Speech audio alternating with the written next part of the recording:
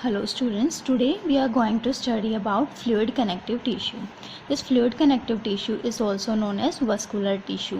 हमारा जो blood and lymph है वो fluid connective tissue होते हैं.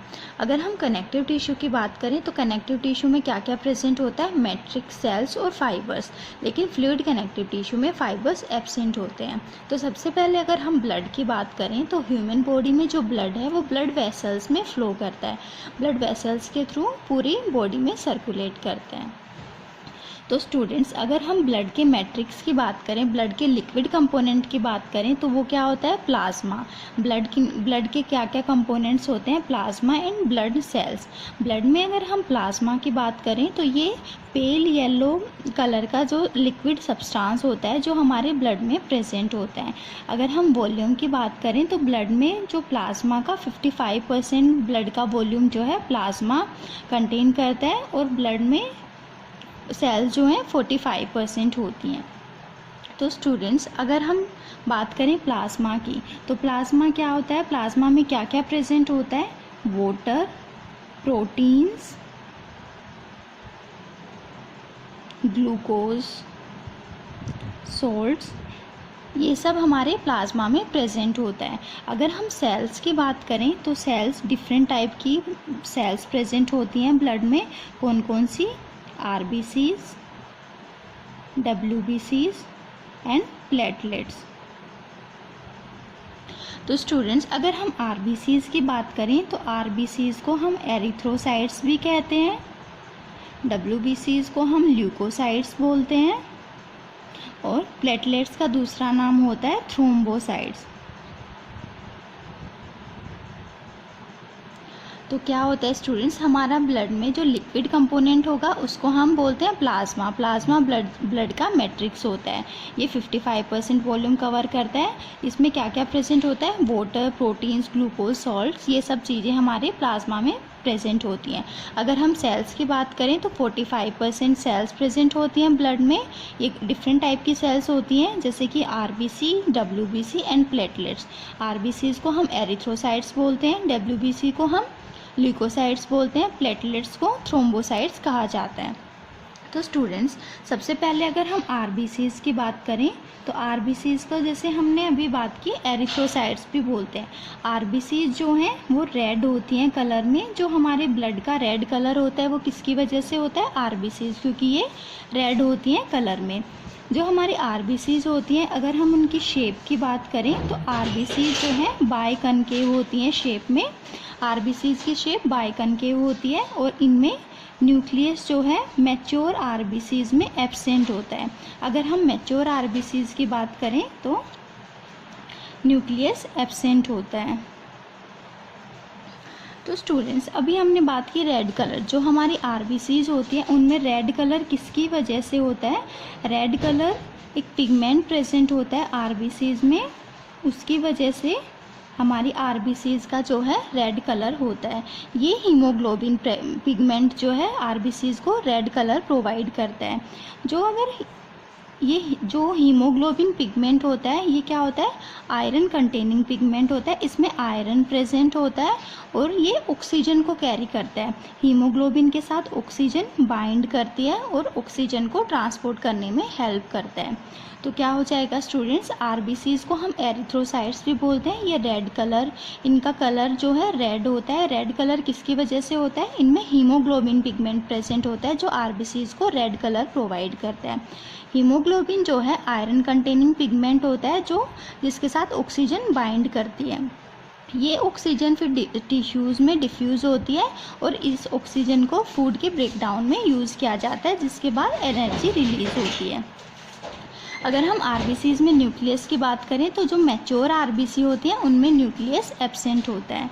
इसके बाद अगर हम लाइफ स्पैन की बात करें, RBCs के लाइफ स्पैन की बात करें तो RBCs का लाइफ स्पैन होता है 90 to 120 डेज़. जो हमारी RBC होती हैं वो 90 to 120 डेज़ तक जिंदा रहती हैं. तो अगर हम उसके बाद WBC की बात करें तो WBCs को हम ल्यूकोसाइट्स भी कहते हैं। जो हमारी WBC होती हैं इनकी शेप जो है इर्रेगुलर होती है, इनकी कोई रेगुलर कोई फिक्स शेप नहीं होती, ये शेप में इर्रेगुलर होते हैं और ये कलरलेस सेल्स होते हैं। वाइट ब्लड सेल्स, नाम से ही पता चल रहा है वाइट मतलब ये जो सेल्स हैं ये कलरलेस होती हैं, इनमें कोई कलर प्रेजेंट नहीं होता। जो WBC हैं अगर हम उनके टाइप्स की बात करें तो 2 टाइप की WBCs होती हैं, ग्रैनुलोसाइट्स एंड एग्रैनुलोसाइट्स। जो WBC ग्रैनुलोसाइट्स होती हैं उनमें क्या होता है, ग्रैनुलोसाइट्स WBC के साइटोप्लाज्म में ग्रैन्यूल्स प्रेजेंट होते हैं, इसलिए हम इनको क्या बोलते हैं, ग्रैनुलोसाइट्स। और जो एग्रैनुलोसाइट्स होते हैं उनके साइटोप्लाज्म में ग्रैन्यूल्स प्रेजेंट नहीं होते। ग्रैनुलोसाइट्स में ग्रैन्यूल्स की प्रेजेंस की वजह से इनका रफ होता है अपीयरेंस, लेकिन एग्रैनुलोसाइट्स क्या होंगी, स्मूथ होंगी। तो स्टूडेंट्स अगर हम ग्रैनुलोसाइट्स की बात करें तो इनमें कौन कौन सी सेल्स आती हैं, न्यूट्रोफिल, eosinophils एंड बेसोफिल्स। ये 3 टाइप की सेल्स जो हैं क्या होती हैं, ग्रैनुलोसाइट्स होती हैं, न्यूट्रोफिल्स, eosinophils एंड बेसोफिल्स। अगर हम ए ग्रैनुलोसाइट्स की बात करें तो ए ग्रैनुलोसाइट्स में आता है मोनोसाइट्स एंड लिम्फोसाइट्स। जो हमारी मोनोसाइट्स होती हैं वो फैगोसिटिक होती हैं, मतलब जो भी अगर हम WBC की बात करें तो WBC जो है हमारी बॉडी को डिफेंस प्रोवाइड करती हैं। जो फॉरेन बैक्टीरिया या फॉरेन पार्टिकल्स हमारी बॉडी में आते हैं उनसे हमें प्रोटेक्ट करती हैं। तो अगर हम मोनोसाइट्स की बात करें तो मोनोसाइट्स जो है फैगोसिटिक होती हैं, मतलब जो भी फॉरेन पार्टिकल वगैरह हमारी बॉडी में आता है उसको इनगल्फ कर लेती हैं, खा जाती हैं। उसी तरह अगर हम लिम्फोसाइट के फंक्शन की बात करें तो लिम्फोसाइट जो है एंटीबॉडीज़ बनाती हैं और ये हमारी बॉडी को इम्यूनिटी प्रोवाइड करती हैं। अगर हम न्यूट्रोफिल्स की बात करें तो न्यूट्रोफिल्स भी जो फॉरेन पार्टिकल्स होते हैं उनको इनगल्फ करने का काम करती हैं। उसके बाद स्टूडेंट्स अगर हम बेसोफिल्स की बात करें तो बेसोफिल्स जो हैं कुछ proteins heparin and histamine secrete करती हैं। ये हिपेरिन जो है, हिपेरिन का क्या काम होता है, हिपेरिन एंटीकोगुलेंट होता है नेचर में, जो ये ब्लड को क्लॉट होने से बचाता है। और अगर हम हिस्टामिन की बात करें तो हिस्टामिन जो है इन्फ्लामेशन करता है, जो इन्फ्लामेटरी रिएक्शंस होती हैं वो हिस्टामिन की वजह से होते हैं, इन्फ्लामेटरी होता है हिस्टामिन। और हिपेरिन जो है, हिपेरिन क्या करता है, ये एंटीकोगुलेंट होता है, ब्लड को क्लॉट होने से बचाता है। अगर हम इयोसिनोफिल्स की बात करें तो ये एलर्जिक रिएक्शंस में रिस्पॉन्स करती हैं। तो क्या हो जाएगा स्टूडेंट, WBC जो होती हैं उनको हम ल्यूकोसाइट्स भी कहते हैं। इरेगुलर होती हैं ये शेप में, कलरलेस होती हैं। 2 टाइप की WBC होती हैं, ग्रैनुलोसाइट्स एंड ए ग्रैनुलोसाइट्स।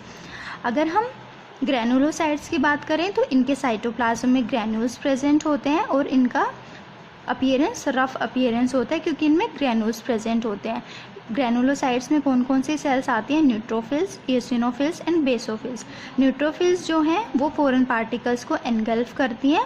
इयोसिनोफिल्स जो है एलर्जिक रिएक्शंस में रिस्पोंड करती हैं। बेसोफिल्स क्या करती हैं, हिपेरिन एंड हिस्टामिन को प्रोटीन जो है सिक्रीट करती हैं। हिपेरिन क्या करता है, हिपेरिन एंटीकोगुलेंट होता है नेचर में, ब्लड को क्लॉट होने से बचाता है। और हिस्टामिन क्या, इन्फ्लामेटरी होता है। अगर हम ए ग्रैनुलोसाइट्स की बात करें तो मोनोसाइट्स और लिम्फोसाइट्स ए ग्रैनुलोसाइट्स में आते हैं। मोनोसाइट्स जो है फॉरेन पार्टिकल्स बैक्टीरिया वगैरह को इनगल्फ करते हैं और लिम्फोसाइट्स जो है एंटीबॉडीज़ बनाते हैं। इस तरह से WBC जो है हमारी बॉडी में डिफेंस प्रोवाइड करती है बॉडी को। जो भी हार्मफुल बैक्टीरिया या फॉरेन पार्टिकल्स हमारी बॉडी में आते हैं उनसे हमारी बॉडी को प्रोटेक्ट करती है, हमारी बॉडी को इम्यूनिटी प्रोवाइड करती है। उसके बाद अगर हम 3rd टाइप की सेल्स की बात करें तो वो हैं प्लेटलेट्स। तो स्टूडेंट्स अगर हम प्लेटलेट्स की बात करें तो इनको हम क्या बोलते हैं, थ्रोम्बोसाइट्स। प्लेटलेट्स जो हैं स्मॉल होती हैं और न्यूक्लिएटेड होती हैं, मतलब इनमें न्यूक्लियस एब्सेंट होता है। न्यूक्लियस WBC में न्यूक्लियस प्रेजेंट होता है, RBCs में, मैच्योर RBCs में न्यूक्लियस एब्सेंट होता है और प्लेटलेट्स में भी क्या है, न्यूक्लियस एब्सेंट होता है। ये शेप में इरेगुलर होती हैं। अगर हम प्लेटलेट्स के फंक्शन की बात करें तो प्लेटलेट्स जो हैं ब्लड क्लोटिंग में हेल्प करती हैं। जैसे हमें कभी कोई इंजरी हो जाती है तो हमारे ब्लड ऊज आउट करता है, ब्लड बाहर आता है, लेकिन थोड़ी देर बाद ब्लड जो है निकलना बंद हो जाता है। वो किसकी वजह से? प्लेटलेट्स। ये प्लेटलेट्स जो हैं ब्लड क्लोटिंग में हेल्प करती हैं। So students, this was about blood. Blood क्या होता है? ब्लड जो है हमारी बॉडी का फ्लूइड कनेक्टिव टिश्यू होता है। इसका ब्लड का लिक्विड कंपोनेंट को हम क्या बोलते हैं? प्लाज्मा। ब्लड में प्लाज्मा और सेल्स प्रेजेंट होती हैं। प्लाज्मा 55% वॉल्यूम कवर करता है, सेल जो है 45% होती हैं। प्लाज्मा में water, proteins, glucose salts present होते हैं। अगर हम सेल्स की बात करें तो डिफरेंट सेल्स प्रेजेंट होती हैं ब्लड में, आरबीसी, डब्ल्यूबीसी, प्लेटलेट्स। आरबीसीज को हम एरिथ्रोसाइट्स बोलते हैं। ये रेड कलर की होती हैं, बाइकनकेव शेप होती है इनकी। अगर हम रेड कलर की बात करें तो आरबीसीज में रेड कलर हीमोग्लोबिन पिगमेंट की वजह से होता है। ये haemoglobin pigment iron containing pigment होता है जिसके साथ ऑक्सीजन बाइंड करती है। तो आरबीसी का क्या फंक्शन होता है? ये ऑक्सीजन कैरी करती है, ऑक्सीजन को ट्रांसपोर्ट करने में हेल्प करती है। अगर हम डब्ल्यूबीसी की बात करें तो इनको हम ल्यूकोसाइट्स बोलते हैं। 2 टाइप्स की डब्ल्यूबीसी होती हैं, ग्रैनुलोसाइट्स और ए ग्रैनुलोसाइट्स। ग्रैनुलोसाइट्स वो होती हैं जिनके साइटोप्लाज्म में ग्रैन्यूल्स प्रेजेंट होते हैं। न्यूट्रोफिल्स, एसिनोफिल्स एंड बेसोफिल्स हमारे ग्रैनुलोसाइट्स होते हैं। ए ग्रैनुलोसाइट्स में मोनोसाइट्स एंड लिम्फोसाइट्स आते हैं। डब्ल्यूबीसी इरेगुलर होती हैं शेप में और कलरलेस होती हैं। अगर हम डब्ल्यूबीसी के फंक्शंस की बात करें तो ये बॉडी को इम्यूनिटी प्रोवाइड करती हैं, बॉडी को डिफेंस प्रोवाइड करती हैं। जो भी फॉरेन पार्टिकल्स या बैक्टीरिया वगैरह आते हैं उनसे हमारी बॉडी को बचाती हैं। उसके बाद अगर हम थर्ड टाइप की सेल्स की बात करें तो वो है प्लेटलेट्स। प्लेटलेट्स जो हैं इनको हम थ्रोम्बोसाइट्स भी बोलते हैं। ये स्मॉल इन्यूक्लिएटेड सेल्स होती हैं, मतलब इनमें न्यूक्लियस नहीं होता, शेप में ये इरेगुलर होती हैं। और अगर हम इनके फंक्शंस की बात करें तो फंक्शन ये ब्लड क्लोटिंग में हेल्प करती हैं। उसके बाद स्टूडेंट्स, अगर हम फ्लूइड कनेक्टिव टिश्यू में बात करें लिम्फ की, तो जो लिम्फ है वो भी हमारा फ्लूइड कनेक्टिव टिश्यू होता है।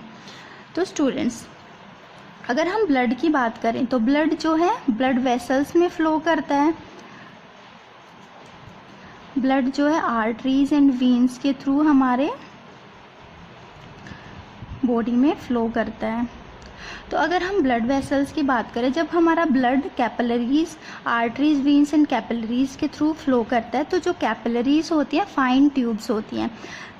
कुछ ब्लड जो है कैपिलरीज से कुछ ब्लड का फिल्ट्रेट हो जाता है, ब्लड का कुछ जो फ्लूइड है वो क्या हो जाएगा, ब्लड कैपिलरीज से फिल्टर हो जाता है। इस फिल्ट्रेट को हम क्या बोलते हैं, लिम्फ। तो इस लिम्फ में क्या प्रेजेंट होगा, प्लाज्मा प्लस सेल्स। तो अगर हम प्लाज्मा की बात करें तो क्योंकि ये ब्लड से फिल्टर होती हैं ये चीज़ें, तो इसका प्लाज्मा, लिम्फ का और ब्लड का प्लाज्मा कुछ सिमिलर होता है। मतलब अगर हम लिम्फ के प्लाज्मा की बात करें तो इसमें लार्जर प्रोटीन्स एब्सेंट होती हैं। और अगर हम सेल्स की बात करें तो लिम्फ में जो है आरबीसी और प्लेटलेट्स एब्सेंट होती हैं। कौन सी सेल्स प्रेजेंट होती हैं, डब्ल्यूबीसी सेल्स जो हैं हमारे लिम्फ में प्रेजेंट होती हैं। तो क्या होता है, जब हमारा ब्लड कैपिलरीज से फ्लो करता है ब्लड वेसल्स में, तो टिश्यू के पास जो कैपिलरीज से कुछ ब्लड जो है फिल्टर हो जाता है। ये फिल्ट्रेट होता है, ये क्या कंटेन करता है, प्लाज्मा प्लस सेल्स। इस फिल्ट्रेट को हम क्या बोलते हैं, लिम्फ। इस लिम्फ में जो प्लाज्मा प्रेजेंट होता है उसमें क्या होता है, प्रोटीन्स, जो लार्जर प्रोटीन्स होंगी वो एब्सेंट होती हैं। और कौन सी सेल्स होती हैं, आरबीसी और प्लेटलेट्स एब्सेंट होती हैं, ओनली डब्ल्यूबीसी सेल्स प्रेजेंट होती हैं। तो हमने बात की थी डब्ल्यूबीसीज की। डब्ल्यूबीसीज क्या, बॉडी को इम्यूनिटी प्रोवाइड करती हैं। तो एक फंक्शन क्या हो जाएगा लिम्फ का, कि हमारी बॉडी को डिफेंस प्रोवाइड करती है, हमारी बॉडी को हार्मफुल बैक्टीरिया से बचाती हैं। उसी तरह ब्लड की तरह, जैसे ब्लड हमारा ट्रांसपोर्टेशन में हेल्प करता है, तो लिम्फ भी क्या करता है, हमारा ट्रांसपोर्टेशन में भी हेल्प करता है। तो स्टूडेंट्स क्या हो जाएगा, लिम्फ। लिम्फ जो है ब्लड कैपिलरी से ब्लड कुछ अमाउंट में ब्लड फिल्टर हो जाता है। इस फिल्ट्रेट में क्या क्या प्रेजेंट होता है, प्लाज्मा प्लस सेल्स प्रेजेंट होती हैं। इस फिल्ट्रेट को हम क्या बोलेंगे, लिम्फ। ये टिश्यूज़ के पास प्रेजेंट होता है। लिम्फ में जो प्लाज्मा होगा उसमें लार्जर प्रोटीन्स एब्सेंट होती हैं और क्या प्रेजेंट होता है, WBCs प्रेजेंट होती हैं। ये WBCs बॉडी को इम्यूनिटी प्रोवाइड करती हैं और क्या करेगा, लिम्फ ट्रांसपोर्टेशन में हेल्प करता है। So students, this was about fluid connective tissue.